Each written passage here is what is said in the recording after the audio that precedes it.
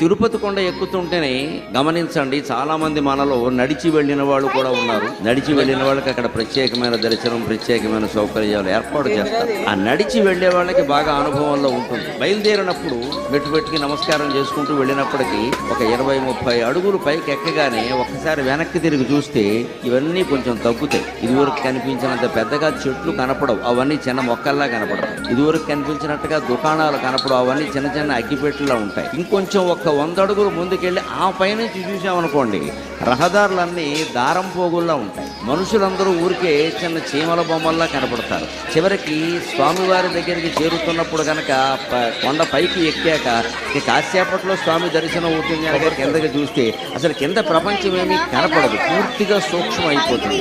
అంటే భగవంతుడికి మనం చేరువవుతున్న కొద్దీ లౌకిక విషయాలు చాలా చిన్నవై పీలికలై పిపీలికాలైపోతాయి. అది భగవద్ అనుభూతి.